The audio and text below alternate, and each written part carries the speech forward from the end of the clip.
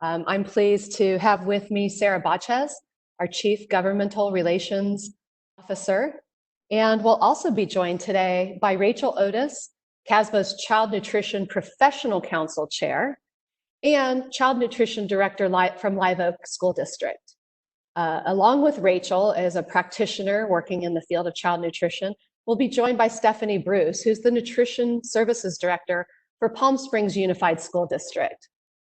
Thanks for taking the time and joining us this afternoon.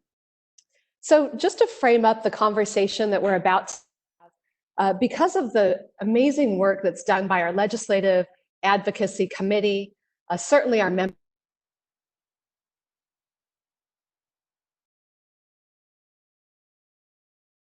Sarah, we have been invited to a number of conversations, really important conversations for restarting schools in the fall. And I'm going to just walk through a couple of those with you so that you understand the context of why we're here, why we're gathering this information, and why it's so critical for us to continue this dialogue with you to share your insight. One of those meetings is with the management group, the education management groups. That would include CSBA, School Boards Association, AXA, the Small School Districts Association, and CSESA, as well as CASBO. And those management groups have united with one aim, and that is to really provide insight to our policymakers so that we are not in a situation of the tail wagging the dog, but rather we're providing key insight and implications and the intricacies, sharing with them around these decisions to reopen schools and obviously get things back in business. So that group is unified, again, to capture and share that insight back to our policymakers. The second is the governor's office with the chief, let me get the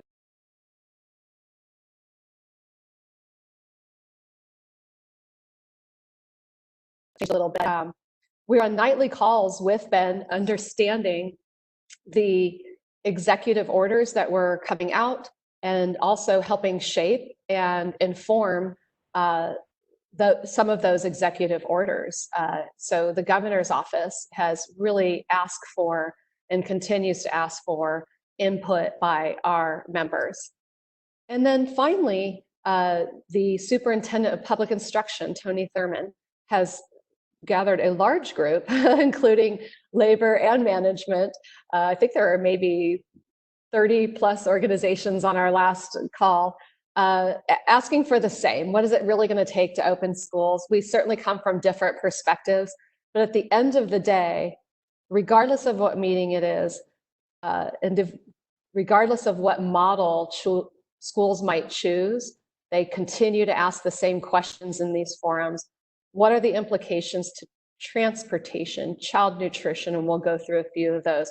And it's our audience that may not have those answers right now, and we're not sitting here today with all of the answers, but we are certainly the organization that can ask the questions and get thoughtful input from our members so that, again, we can better inform on the intricacies, interdependencies, and complexities of reopening our schools.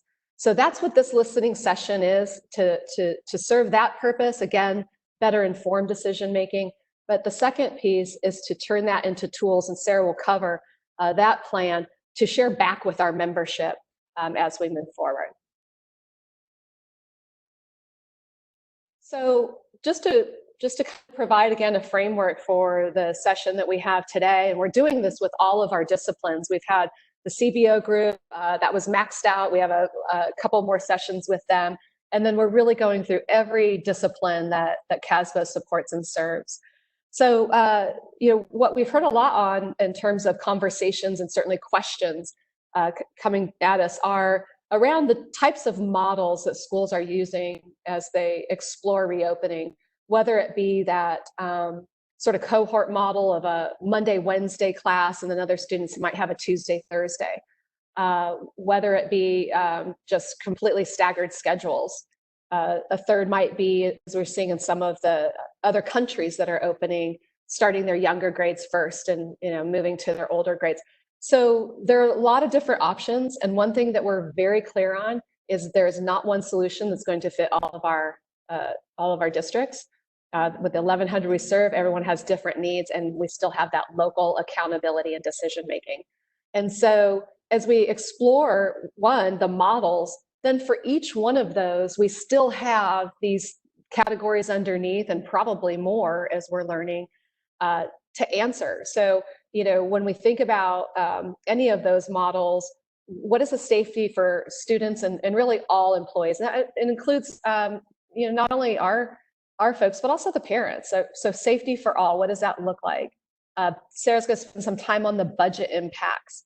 We understand collective bargaining is affected by any and all of the models that our districts might pursue. And I won't read each one of these to you.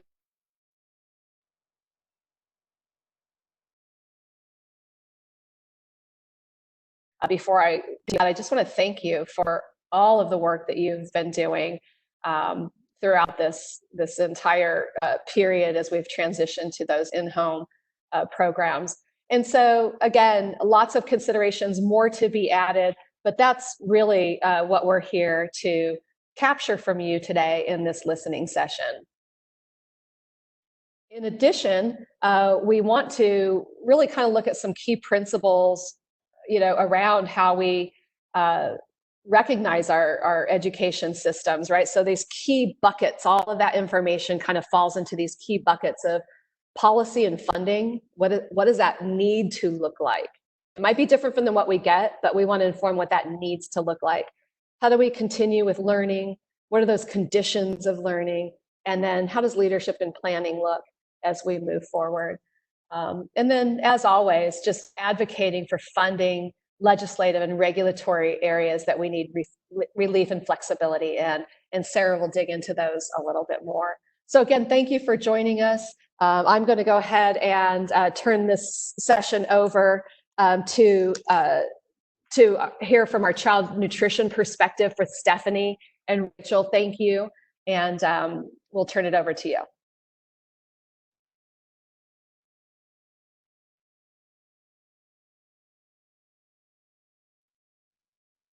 Thank you, Tasha. This is Stephanie. Rachel, did you want to give your perspective, or do you want me to? Go ahead and because your email, I loved your email. Go ahead and give your perspective first, and then I will fill in the gaps with what we're experiencing in Northern California. Sounds good. Well, I'm in a little different situation out here in Palm Springs, where we're 90% free or reduced, and we are actually serving about 135% of what we do on a normal school day. But that's not the case for everybody else across the state. Most people, if they're lucky, they're doing about 30% or serving about 30% of the meals that they would serve on any given day. That's a loss of 70% of their revenue. And that is going to hurt not only this year, but well into next year. That's gonna paint a picture of several cuts where it would be needed in order to maintain the status quo. Many of these districts were either working close to a break even or were in the red already. This is really going to throw probably all of our child nutrition budgets into some financial stress that's going to need some fixing as we move forward. I can't remember verbatim what I put in my email last night. It was at the end of a long day, but it's going to be a long road ahead. And not only are we losing revenue, but many of us who are on the summer food service program now are also losing commodity entitlement. My program alone is going to lose about $300,000 in commodity entitlement. That's going to equal to about $1.2 million in additional food costs for next school year. Of course, next school year, depending on how we end up going back to school, that's also going to change how we manage our programs. We're going to have to manage according to whatever scenario or outlook our ed services side chooses to manage, and that's going to be difficult as well. Are students going to be on campus? Are they not going to be on campus? If they're going to be on campus, we know it's going to be greatly reduced, in some cases probably by half or more. So we not only have to look at how we're going to maintain that revenue, make sure those students have access to the meals that they so desperately need, but also we're going to have to look at how we're going to feed our students if they're on distance learning, as we're doing right now. So is it going to continue as we are now, or is it going to be a multiple scenario outlook for us in the future? Rachel? So I have to agree 100%. In fact, what I did is because we're a community of small school districts in Santa Cruz County, we only have we have one large school district in our county and a medium-sized school district, but every other one of our school districts are, no larger than 2,500 students, and they vary in range of free and reduced from as low as 15% free and reduced to as high as in my school district, we're 71% free and reduced. So I'm, feeding a lot of my students. I sent Sarah my rundown, and by the end of this school year, we'll have lost in a very, my small program, $162,000 in revenue. That we were at a 6.5% increase in revenue before this all happened. And now we're going to barely break even in our school year. So we're seeing a huge loss of students with regards to that. But I had other directors reach out to me, and they're, estimating that they're not even serving 70% of what they were serving before we went into this. And I think the consistent theme across the group of directors that I spoke with in the last few days is they're concerned that they are definitely, especially those who do not operate with a high free and reduced, they do feel that there's going to be a gap that needs to be met with support as far as the fiscal, because they're going to end up in the red, fiscally, they need to fill that gap. And so you have a lot of concern. I think the biggest thing is that I think everyone's feeling is that the not knowing. What is it going to look like? Is it going to be that hybrid model of, some AB days and so on and so forth, students there half the time? And what does that look like? How do we utilize all of our programs, even up to I know for me, my CACFP program is a third of the revenue that I make, and it supports my ability to have a chef. It's going to change my entire program, not be able to access those other programs that we utilize. How are we going to feed our preschool programs? How are we going to take care of our charter schools? It's a very different perspective, and I think that a lot of directors are feeling that uncomfortableness with not knowing what is the model going to look like. Some of them feel, I know in my district, they're telling me, we're going to have to cut your staffing. Well, in nutrition programs, a lot of us, based on the way that educational model is built moving forward, many of us feel like we're going to have to increase our staff. So you have schools talking about cutbacks in staffing, and most child nutrition is saying we're actually going to need more staff to be able to facilitate what they're going to ask us to do in this new educational model. And so I think that across the board, just to reiterate what Steph said and some of those other little things. Just to make one little point too, typically when the economy is down, nutrition services usually thrives. This is typically where we gear up. So it's always a counterbalance to what's happening on the ed services side. So it's important to be mindful of that too. It's better to see what might happen and reduce later than it is to cut across the board, because you look at the unemployment rate, there are going to be a lot more people directly certified for our meals, and we as directors are going to have to find ways to serve all those students in ways we've never done before. And to absolutely support that, I've already started having that conversation with I'm in a really weird place because my CBO is retiring this year, and I have a new CBO walking into this mess, I'd like to say. And so I actually have been talking with the superintendent specifically about taking May and June and utilizing these 2 months to gear up and get ready, because a lot of the districts that are losing money because of the zero COLA and all of the other stuff that's going along with that, it's not going to be a ton, but we can set the tone to actually have higher free and reduced, because there are going to be so many families without jobs. Say that again? Oh, without jobs and without that. So I think one of the positive aspects of it is, as child nutrition directors, we can help the districts and help to shape their understanding. And I think it's really important for all of us to be moving forward now to capture those families that are currently unemployed and struggling, and getting them geared up for that July 1st date where we can actually start taking applications, and sort of utilizing that as a means to help the district to understand that we're here to support their underlying need. But cutting our staff is just, it's not going to work, because we are going to have so many more kids needing our support. But that also goes to, like, I think, right now we have the waivers for the non-congregate feeding, and that's something that the USDA has to extend to us. And so one of my concerns is, I know people who are districts that don't currently qualified for seamless summer, their deadline ends June 30th. And those of us who do, our deadline ends August 30th. What does that look like as far as non-congregate feeding for kids who don't end up at school? And that goes back to Stephanie talking about the current model that we're doing. Some of the kids will be able to send home food with, but if the USDA doesn't extend our ability to feed not in a non-congregate way, we may not be able to do any of that. Mm-hmm.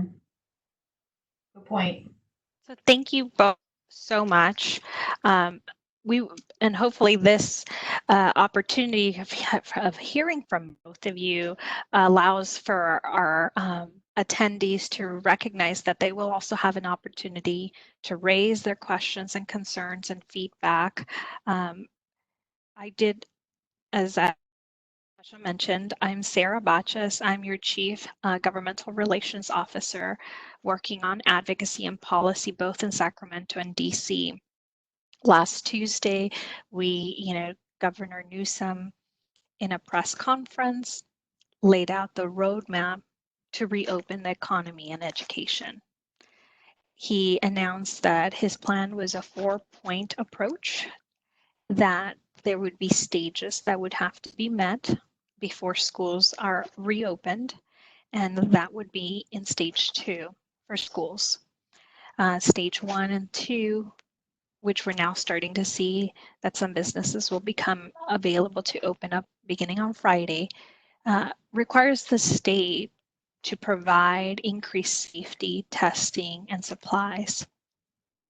As Tasha mentioned, CASBO is part of an array of state task force, one on opening up schools, which is why we felt the need to reach out to every CASBO member to ensure that your voice is part of these conversations, and that whatever best practices and guidance generally reflect the standards and expectations in the field and are realistic.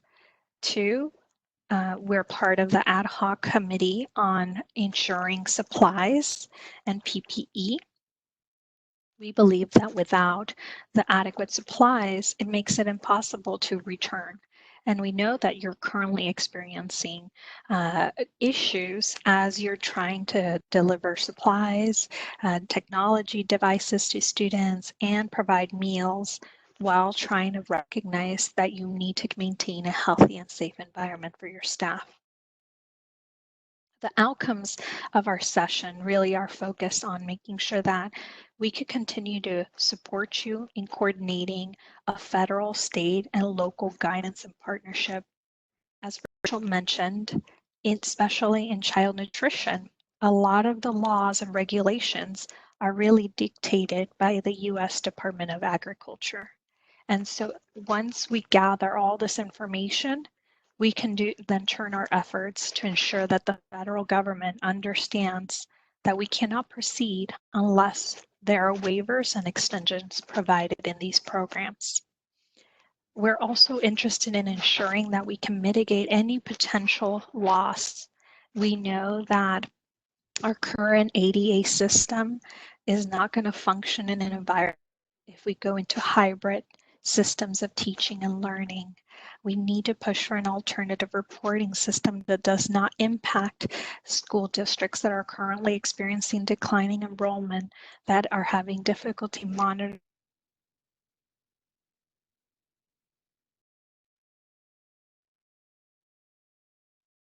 our, which is tied to student attendance, is not significantly impacted.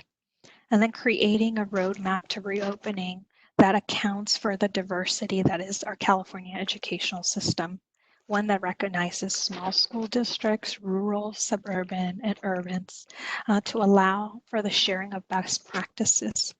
We do know that the reality is, because the state has delayed attaining personal income tax, which is one of the largest areas that it generates our general fund, until July 15, the state is going to be in an unknown of not knowing how much revenues it will collect by the time that they pass a June budget. And so we recognize that that means potentially not having the COLA and not having any of the additional resources that we once expected as part of the governor's January budget.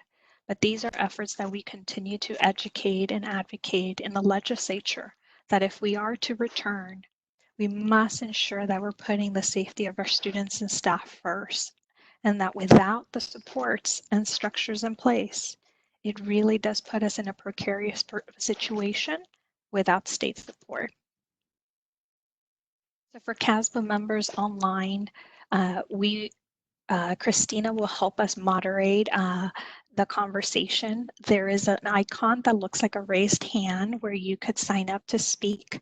But our question to you as our members is, what support, what guidance and information do you need from us to assist in seeking clarification as we engage in these conversations? You're also welcome to enter your question in the question and answer box. We will take all of this information down. As we know, the governor is doing the final developments that will be part of the May revise, which is expected to be released next Thursday. And so we want to make sure that every comment and every piece of information that needs clarification, guidance, and support is recognized in any of the decisions that will be made in Sacramento. With that, I'll turn it to Christina to let us know if people are raising their hands to speak, and she'll open up the mic to allow you to comment.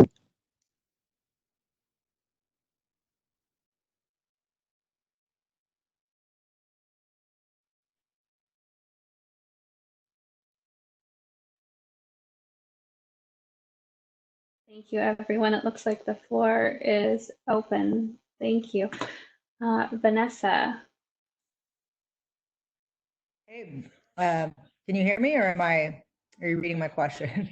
Sorry, you sound great, Vanessa. Did you want to go ahead and open up the floor? Yeah, I just had I appreciate the comments and the information thus far, but is there really anything that we know for sure about what next year is going to look like that we can start building upon now? Or are we still just, as one presenter said, waiting and seeing about what kind of guidance we're going to get? I just hate to go ahead and build a model for how to operate next year and then that be torn apart after months of work. No, you're absolutely right. There are no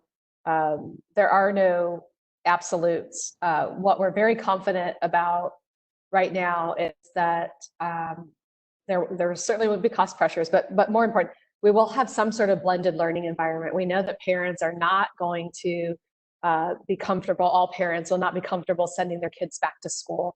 So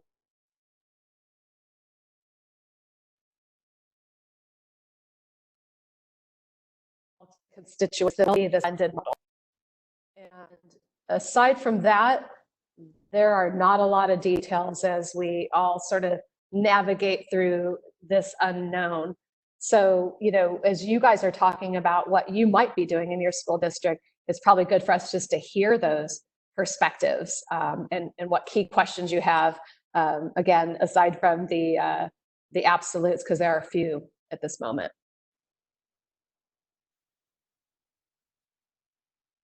Maureen has a question in the box. Maureen, did you want to speak to your question? Hi, Superintendent for Carpentry Unified, and my concern is availability of food products. We are South Santa Barbara County. We're kind of an island unto ourselves on the coast, and we've had a hard time getting not just produce but bread.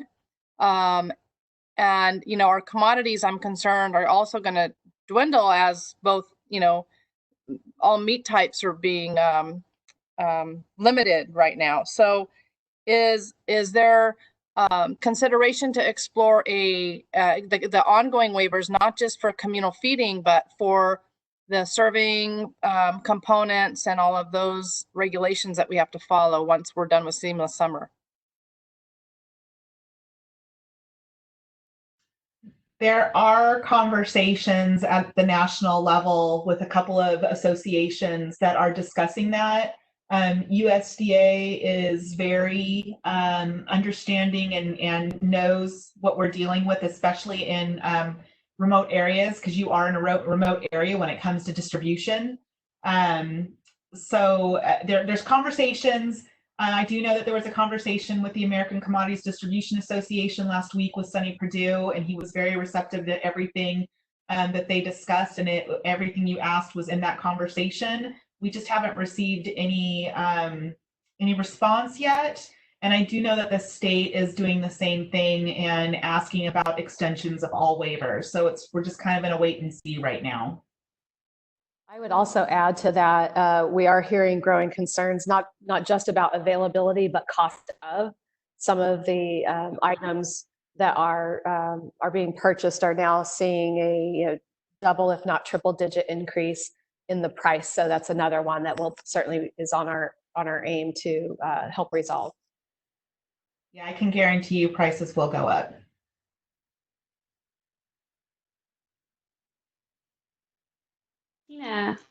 Tina Douglas. Good. I was going to say good morning, but it's good afternoon. So more what everyone is saying, I think, is what we're going to find is every school district is going to be in a very different position. And so the waivers, the flexibility, in our particular district, we are in an affluent neighborhood. Our students that qualify for free and reduced price meals is 12%. The bulk of our revenue is generated from a la carte sales. And right now, as you can imagine, because of the students that we're feeding, which is a priority to the district, and we didn't care what the impact was going to be to our general fund budget, it is a huge impact to the general fund budget. And so the flexibility and dollars that could be used for those purposes so that we can continue to feed the families that are in the most need without it being a huge detriment to the general fund for a district like us would be extremely beneficial and helpful. Thank you, Tina. And this is where it's important to communicate.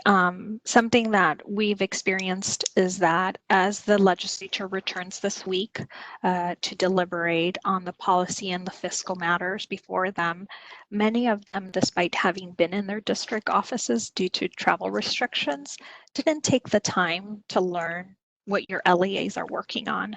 And so many questions have arisen of what are we doing and how are we providing services?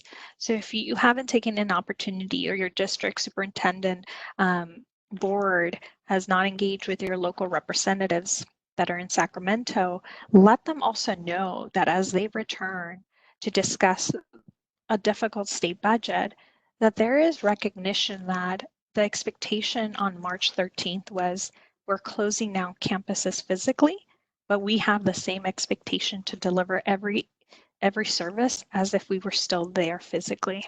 And so that has put in a tremendous fiscal and mental constraint on all of you.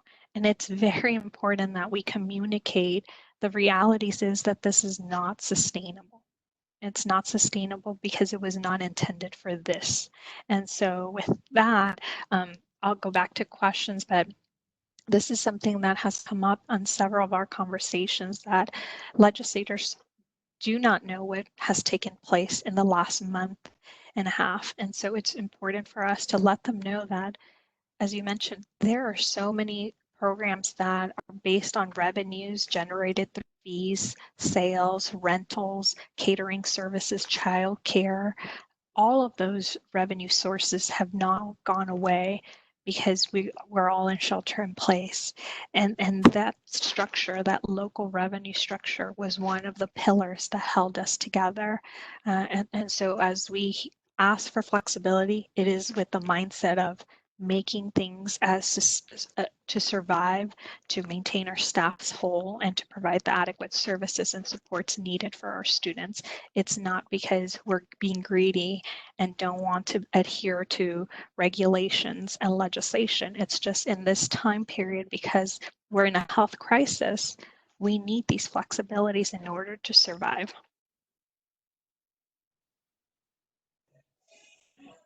Thank you, Sarah. Susie King, your hand is raised. Good afternoon. My question is regarding who will make the decisions on how schools reopen? Will it be set up district by district? Will it be set up by county? Will some of the information be dictated from Sacramento? Thank you. So what we have been informed is it won't be from Sacramento, but it will be a decision that each LEA will make up on their own with their county, because you have to coordinate with your county health officials. The thing about Sacramento is that there will be a lot of guidance and regulations that will either need to be waived or delayed. And those are the components that we want to collect and advocate for, because if we're moving in this path, we need to know what are all the issues that will either need to be flexed temporarily to make it possible, and also to cover you from liabilities. We know that there are certain organizations out there that do game the system and see an opportunity, and we do not want any LEA to fall prey and be tied in litigation because the state did not provide clear guidance on certain protocols. But what we have been told is that it has to be a local decision with your county health officials. What we want to make sure is, if in that local decision, to provide you with the supports and services necessary to make the best decisions possible. And that really is the purpose of our forums, is to gather all that information, gather it by different disciplines, because we recognize that we have to build something that makes sense, and that's strategic. And so our hope really is to have these listening sessions really fade into a larger picture.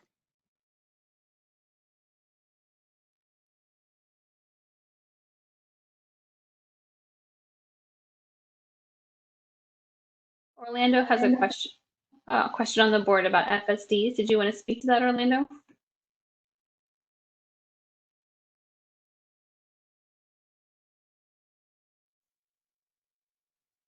This question reads, there has been quite a bit of discussion among FSDs who have wondered if CASBO or other organizations are advocating on behalf of school food service departments to make us whole for SY 19-20.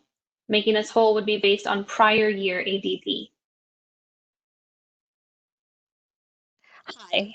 So we have been talking to folks at the Department of Education as well as USDA to make sure that, yes, there is recognition that there has to be, since it was one of the things that we were required to maintain as part of the executive order in California, that it has to be accounted for.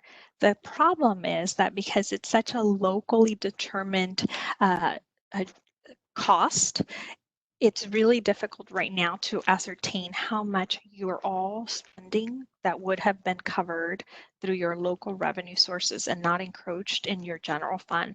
But yes, it is a component that we are advocating for on behalf of CASBO members, is that you have to recognize that child nutrition has lost its revenue, locally revenue attaining sources, and that was one of the components that helped cover salary and benefits and cost of operation to the child nutrition program. So it's something that we have discussed multiple times with state officials, and it's one of the reasons why you're the number 2 webinar, because it is critical to ensure that these programs are solvent.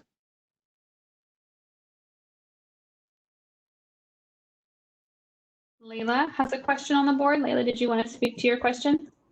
Yeah, sure. Thanks everyone for this fantastic webinar listening session. I'm a community partner that works closely with lots of school district nutrition programs, and I'm just thinking about the fall and how there might be blended models of classroom and virtual. And I'm imagining in an environment with social distancing that lots of kiddos might be having meals in the classroom. And so I'm just wondering at a state level if kind of the pieces are coming together and, talking to different unions and, leadership councils and things like that on how we can create models for that in schools, because I think it's a very likely outcome of the environment we're in. So in the task force that we're part of, there are over 20 different union representatives and associations and federations, as we were told. CFT is a federation, not an association. I thought that was funny. But yes, we are, and then we have been broken a bit further task force. So we want to make sure that we're communicating with them, letting them know of just overall our perspective, because they need to be part of the conversation. As we mentioned, aside from safety being number one, the budget number two, it's really ensuring that we're engaging with not only our unions, but employees. Thank you. Jennifer Stanley has a question on the board. Jennifer, did you want to speak to your question?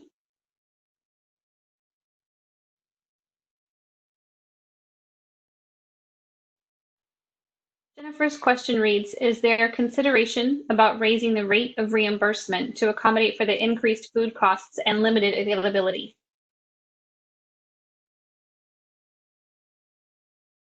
That would be a question on a federal level, and it's actually it would take an act of Congress to change that, something that they could possibly do in the reauthorization. And as any of you in food service know, we haven't been authorized for almost a decade now, I think. So I would hope something would happen. I don't know that I'm optimistic on that front.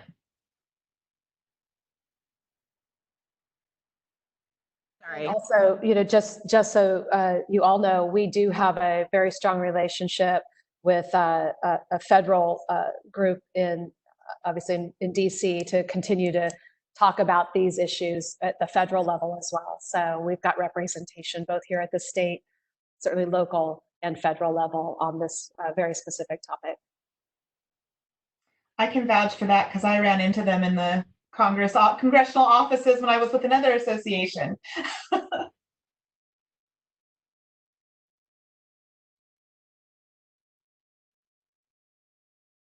Lois McDaniel has a question on the board. Lois, would you like to speak to your question?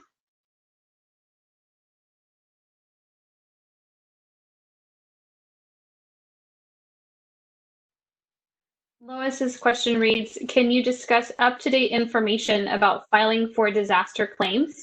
We have heard that state disaster claims funds have been depleted.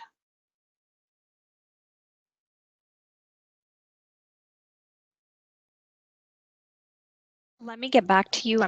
I'm speaking to CD on Friday, and I could bring this issue up and figure out where they stand on that issue.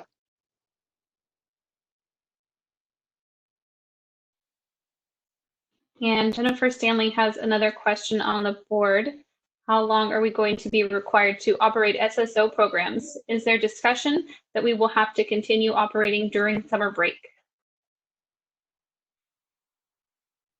At this time, there has been no direction provided that I've seen from CDE, the California Department of Education, requiring us to go beyond what your academic calendar looks like. I know what the conversations have been in the legislatures regarding summer school for instructional purposes. I think that's been left up to districts too. I know we've been told if you don't normally operate during the summer, you may not have to, but I think it's a local decision right now.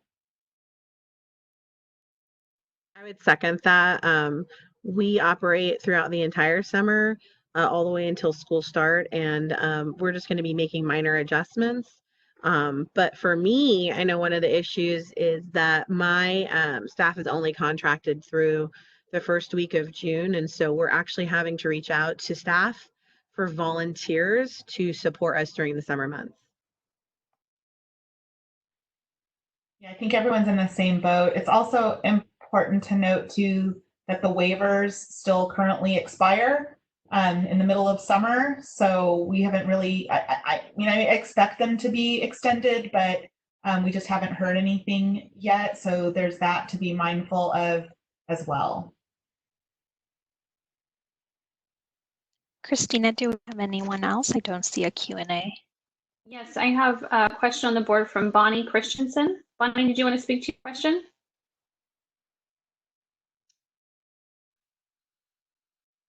Can you read it? Yes, of course.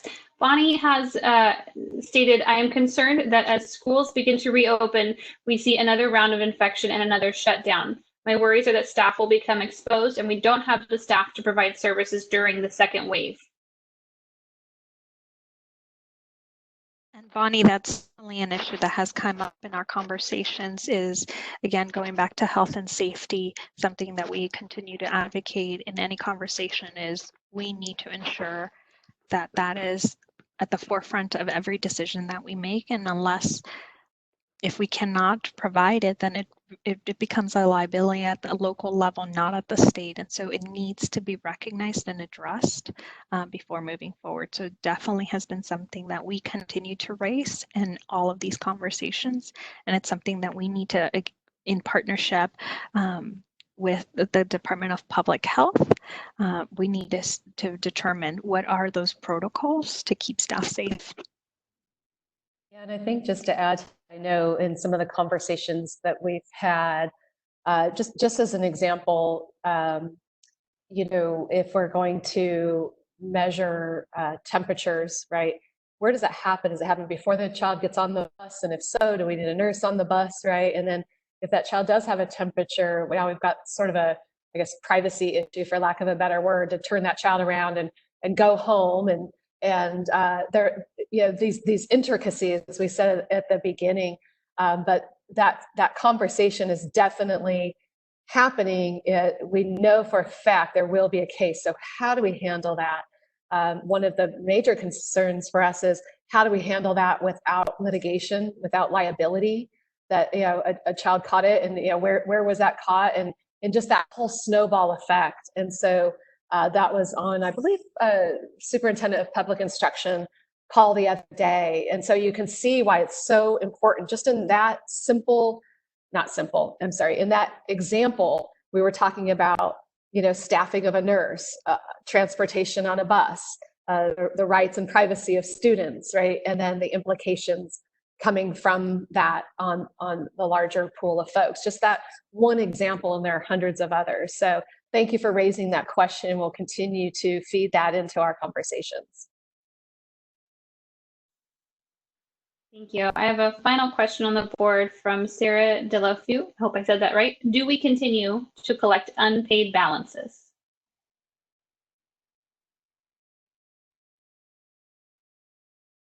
If you can, yeah. I mean, I don't mean to laugh at that. I'm sorry. Yes, but you're not supposed to expend more than the balances in trying to recoup the balance. At some point, it becomes a bad debt and needs to be taken off the books and paid for by other means that are not from federal or state reimbursements. And a lot. Sorry, Rachel. Sorry, Steph, no worries. One of my things is that I just feel like, in good conscience, we're a customer service-based business, and there are regulations. We understand that. But there's also a lot of state guidance that can assist you in being able to get those funds. I know it's difficult because you're going to be asking for those funds from an already depleted system. But the reality of it is for us, we really have to maintain good relationships with our parents and our customer service. And I feel personally, within my program, I would rather ask my general fund before I have to ask a parent who's potentially being affected fiscally. during this crisis. So really you need to look at the fact that our business is customer service based first and make your decisions based on that. So thank you so much for all the conversation. We have resources attached to our PowerPoint presentation that we will share out with the group that signed up, and as well as provide you with our email. If there's any further follow-up questions, concerns, comments, please feel free to email me directly at sbotches@casbo.org under topic Reopening Schools. Thank you so much for being with us today. We truly appreciate the hard work you're doing. Thank you. Thank you.